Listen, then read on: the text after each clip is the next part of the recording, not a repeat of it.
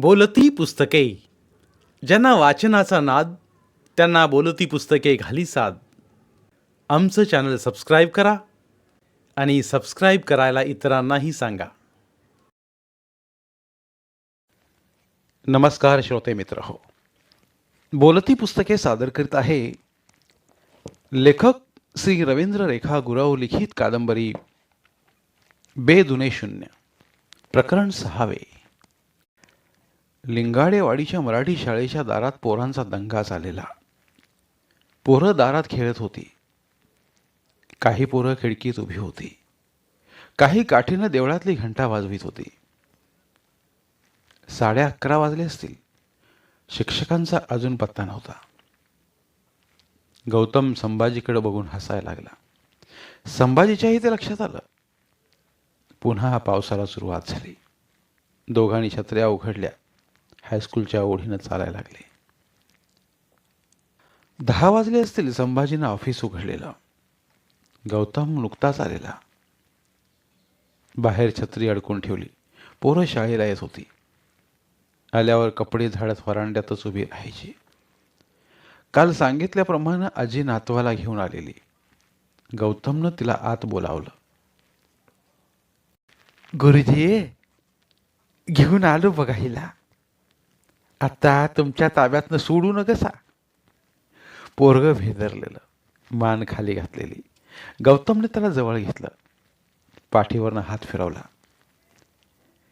निलेश, काल कुठं होतास? आम्ही तुझ्या घरला आलतो. त्या मारुतीच्या देवळात होता. तुम्ही गेल्यावर मग बाहेर पडला. कवा सांच्याला घरात आला. आजीनं माहिती पुरवली. आणि मुंबईला कशाला जाणार होतास? साहेब व्हायला? ते कुठलं गुरुजी, त्या नेवरा लिंगाडाचं धाकटं पुवार मुंबईसनं आलंय. तेनं हिला फिटिवलंय. मुंबईला चल, मुंबईला चल, तुला गागल कापड देतो म्हणून. गौतमनं पोराला जवळ घेतलं. त्याचा हात हातात घेतला. त्याच्या डोळ्यात डोळं घालून म्हणाला, मुंबईला जाऊन हॉटेलात कप बशा धुण्यापेक्षा शाळा शिकून मोठा साहेब हो. शाळेला ये, अभ्यास कर. मग बघ, गॉगल्स काय 4 चाकी गाडी घेशील. बघ कसं गुरुजी तुझ्यासाठीनं सांगत्यात. बघ, काल यदोळा भर पावसात तुझ्यासाठीनं आलतं. चिखलात राळ झालतं. तुझ्या जीवासाठीनं लेका सांगायल्यात नव्हं. सांग त्यासनी रोज शाळेला येतो आणि बाचं नाव काढतो म्हणून सांग. तू काळजी करू नकोस आजी. गौतमनं पोराला विचारलं, काय येणार नवं शाळेला? होणार ना साहेब. पोरानं मान डोलावली. जा, वर्गात जा. निलेश दप्तर घेऊन वर्गात गेला. गुरुजी, कसा आम्ही जलोम काढला. त्याला असायचं तर मीठ नाही, मीठ असायचं तर चटणी नाही. बांधाचा पालावर भाडून शिजवून खाल्ला. काय सांगू बाबा, एक एकदा उपासी दिवस काढला. आजीच्या गळ्यात हुंदका दाटला. डोळ्यांच्या कडा ओलावल्या. नातवानं शिकावं ही आजीची जिद्द घळाघळा डोळ्यांतनं पाझरू लागली. आजी, तू काय काळजी करू नकोस. तू बिनघोर जा. लेका, तुझ्यासारखा मास्तर असल्यावर गरीबाची पोरं शिकायची राहायची नाहीत. गरीबाचं आशीर्वाद लागतील तुम्हाला. आजी माघारी वळली. गौतम तिच्या पाठमोऱ्या आकृतीकडे बघत राहिला. त्याला काय बोलावं कळेना. एका वेगळ्या सुखाच्या भावनेनं अंग शहारलं. संध्याकाळची वेळ. गौतम बाहेरच्या सोप्यात वाचत बसलेला. आई जवळच होती. फाटकी कापडं सुई दोऱ्यानं शिवत होती. कापडाला टाकं घालता घालताच ती गौतमला म्हणाली, तुझा पगार कधी सुरू व्हायचा रे? आईचा प्रश्न त्याला अनपेक्षित नव्हता, पण अलीकडे बरेच दिवस तिनं असं विचारलं नव्हतं. आई, आत्ता झालंय सगळं. पगार तेवढा हातात पडायचा राहिलाय. तसं नव्हले का? 4 पैसे हातात असतं तर देणेकऱ्याचं देणं भागलं असतं. घराचं बी काहीतरी नवं जुनं करायला पाहिजेल. वरचं लाकूड सामान पाक वाळवीनं खाऊन टाकलंय सगळं. जरासा दम धर. पगार सुरू झाला की हळूहळू सगळं करूया. प्रत्येक वेळी तो असंच सांगायचा, मला माप दम हाय लेखा. परवा तुझा मामा आलता, तुझा पगार कधी सुरू होणार म्हणालता. तुझ्या लग्नात त्याचं 10,000 घेतल्यात, अजून द्याचं आहेत. मामा पैसे मागत होता काय? मागत नव्हता र, खरं किस्त दिवस त्याचं तरी पैसे ठेवायचं. त्याच्या बायकोनं टोचणी लावली असेल त्याच्या मागणं. मी तरी काय करू सांग? पैसे असते तर मी काय द्यायचं राखलं असतं काय? कशी ओढाताण चालू आहे ते तू बघतीसच. परत मामा आला तर सांग थोडं दिवस कड काढ म्हणून. नाही लेका, तुझा मामा तसा नाही, थांबल तो. परत याचा नाही पैशासाठनं. खरं तुझा तो चुलता 2 वेळा येऊन गेला. पैसे देऊन तुमचं तुम्ही शात ताब्यात घ्या म्हणाला. ठरल्याप्रमाणे अजून 1 वर्षाची मुदत आहे की. तो लय गटसोंडी आहे. त्याच्या मनात काहीतरी वेगळा कावा दिसतोय मला. लेका, तुझा पगार सुरू झाला असता म्हणजे सगळंच बयाजबार झालं असतं. तू काय काळजी करू नकोस. मी काय सांगायचं ते सांगतो तुझ्या चुलत्याला. आई, तुला कधी माझ्या लग्नात पाताळ घेतलेलं? आईच्या अंगावरच्या लुगड्याकडे बघत तो म्हणाला, थोडा भावुक झाला. असं दिलंय का? तू तरी काय करशील? माझं काय लेखा, आता 4 झालं, 2 राहिलं. तुझा संसार सुखाचा झाला की मी मराय मोकळी. तिनं डोळ्याला पदर लावला. असं बोलू नकोस. तुझ्याशिवाय मला दुसरं कोण आहे? तू रक्त आटिवलंस म्हणून मी शिक्षक झालो, नाहीतर बसलो असतो हॉटेलात कप बशा विसरत. बरा दुशील की कप बशा, एवढ्यासाठी मोठा केला होय तुला? ती लटकं रागावली. आई, तुझी तब्येत कशी आहे? मला काय धाड भरली हा? जरा धाप लागते या वयाच्या मानानं, एवढंच. लेका, तुझं आता 2चं 4 झालंय. 4चं 6 झालं की माझी तब्येत आपसुकच बरी होती बघ. तुझ्या घराचं गोकुळ झालं की मला काय बी नको. आईच्या मनातलं त्यानं ओळखलं. आई आता मुलाचा विषय काढणार. तिच्या पुढ्यात आपल्याला काय बोलता येणार नाही. मग नेहमीप्रमाणे तिचं डोळं भरून येणार. आईला समजावायचं आपल्याला अवघड जाणार. काहीतरी कारण काढून तो उठला, दारात आला. बाहेर अंधार पडलेला, खांबावरचं दिवं लागलेलं. त्याची पावलं विजयच्या घराकडे वळली. गौतमचा चुलता दुसऱ्या दिवशी वाटत भेटला. आई म्हणत होती तेच झालं. गौतमनं त्याला हाक मारलेली. तात्या, कुठं निघालासा? अरे तुझ्याकडे चालतो. बरं झालं भेटलास. चुलता काय विचारणार हे त्याला माहीत होतं, तरीही त्यानं विचारलं, काय काम होतं?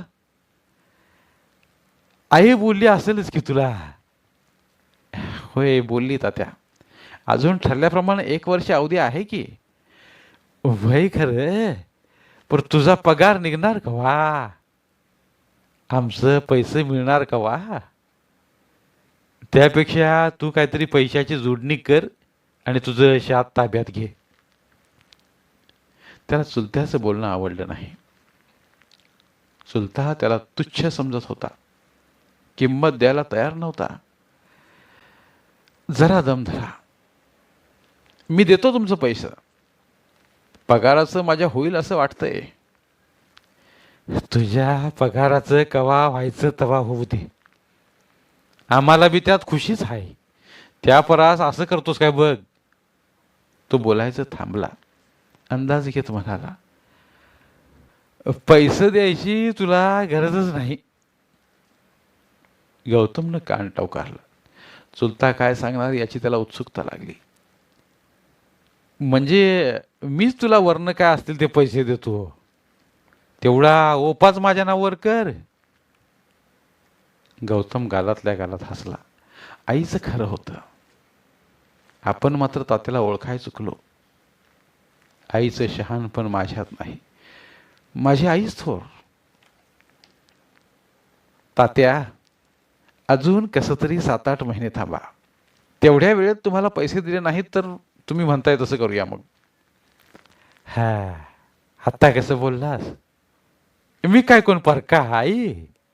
एकमेकांच्या अडचणीला धावून जायला पाहिजे. तू म्हणतोस तर मी थांबतो. तुझ्यावर माझा विश्वास आहे. चुलता मनातनं खुश झाला. गौतमचा पगार काय होणार नाही, आपल्या पदरात शेत पडणार, या खुशीत तो माघारी वळला. गौतम चुलता गेलेल्या दिशेकडे बघत उभा. माणसातला स्वार्थ रक्ताच्या नात्यालाही सोडत नाही. एकदा का स्वार्थाचे विष अंगात भिनलं की माणसातलं माणूस पण संपतं. मग स्वार्थाचा विंचू दिसेल त्या दंश मारायला टपलेला असतो. त्याला नात्या गोत्याचंही भान राहत नाही. गौतम हे आज अनुभवत होता. रात्री जेवताना रस्त्यात चुलता भेटल्याचं त्यानं आईच्या कानावर घातलेलं. लेका, काहीतरी करून त्याचं पैसे तेवढं देऊया. तो दमाधराचा माणूस नव्ह, आई म्हणालेली. चुलत्याचा शेत घशात घालायचा कावा त्याला कळलेला. 7-8 महिन्यांचा वायदा आपण केलाय. पगार नक्की होणार असं सांगितलंय. पण पगार नाही झाला तर पैसे कसे परत द्यायचे त्याला समजत नव्हतं. त्याच्या मनातनं हा विषय जाईना. रात्री झोपल्यावरही तेच. पैसे द्यायची तुला गरज नाही, म्हणजे मीच तुला वरनं काय असतील ते पैसे देतो, तेवढा ओपाच माझ्या नावावर कर. चुलत्याचं बोलणं त्याच्या कानात घुमायला लागलं. नदीकाठचा हा शेताचा तुकडा दुसऱ्याच्या ताब्यात गेलेला. गौतमला वाईट वाटेल म्हणून आई कधी विषय काढायची नाही. खरं दुःखाचा हा काटा तिच्या मनात रुतून बसलेला. त्याला हे कळत होतं. त्याच्या वाट्याला वडलोपार्जित थोडंफार मारहाण आलेलं. आईनं पै साठवून नदीकाठचा सुपीक तुकडा विकत घेतलेला. स्वतःसाठी तिनं कधी फुटका दागिना केला नाही. लेकासाठी मात्र ती झिजत राहिली. 7-8 महिन्यात त्याचे पैसे परत नाही दिले तर चुलता शेत घशात घालणार. गौतम अस्वस्थ झाला. काय करावं याचा विचार करू लागला. चुलत्याचा बेरकी चेहरा त्याच्या डोळ्यांपुढे नाचू लागला. काही केल्या झोप येईना. तेवढा ओपाच माझ्या नावावर कर. अंधारात हे डोळ्यांपुढे फक्त चुलताच दिसू लागला. गौतम आईबरोबर शेतात काम करतोय. दोघंही घाम्या घूम झालेत. आई पुढे धावते, गौतम तिला मदत करतोय. शेत म्हणजे आईच्या जीवाचा तुकडा. इथं घाम गाळताना तिच्या अंगाला 12 हत्तीचं बळ संचारलंय. सकाळपासून आई बैल झालीय, अवथी झालीय, माती झालीय, ढेकूळ झालीय. पीक फुलारून आले, ती हरकून पाणी झालीय. पिकाच्या मुळांपर्यंत पोचलीय ती. पटापट त्यांचं मुकं घेतीय. तिच्या मायेनं पीक उंचच उंच वाढायला लागले. शेताच्या बांधावरनं या माय लेकरांकडे कोणीतरी बघतंय. कोणते? चेहरा दिसत नाही. गौतम एकटक पाहतोय. ओळख पटली. चुलताच तो. मोठ्यानं हसायला लागलाय. तेवढा उपास माझ्या नावावर कर. त्याच्या तोंडातून सुळे बाहेर आले. आई घाबरलीय. लेका, त्याचं तेवढं पैसे परत दे. ती त्याला गदागदा हलवते. चुलता आता आकाशा एवढा झालाय. त्यानं अकराळ विक्राळ रूप धारण केलंय. माझं शेत, माझं शेत असं मोठ्यानं ओरडत तो धावत येतोय. आईनं शेताला मिठी मारत पोटाशी धरलंय. शेतासोबत ती पुढे धावते आहे. चुलता तिच्या पाठीमागे चाललाय. त्याने हात पुढे केलेत. झाडाच्या फांदीसारखे त्याचे हात आता वेगाने पसरले. हाताला तलवारीसारखे धारदार नखं फुटलीत. गौतमला काय करावं कळत नाही. त्याचे पाय जमिनीत रुतलेत. त्याला हलताच येत नाही. तो आईकडं फक्त पाहतोय. चुलता आईचा पाठलाग करतोय. गौतमच्या डोळ्यांपुढे अंधारी. तो मोठ्यानं ओरडू पाहतोय, पण तोंडातून आवाज फुटत नाही. आईनं आता शेताला पोटात घेतलंय. ती ऊर फुटून धावत आहे. शेताला वाचवाय बघत आहे. चुलता जवळ पोहोचलाय. त्यानं धारदार नखं आईच्या पोटात खुपसली. रक्ताळलेल्या हातानं आईच्या पोटातलं शेत बाहेर काढलंय. आईनं मोठ्यानं हंबरडा फोडलाय. आई, आई! गौतम मोठ्यानं ओरडतोय.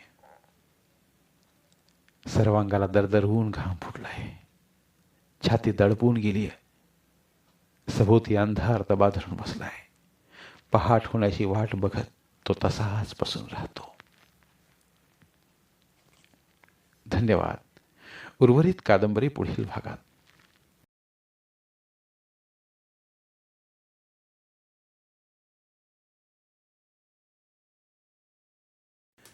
धन्यवाद. प्रिय श्रोते मित्र हो, आपल्यासाठी एक आवाहन.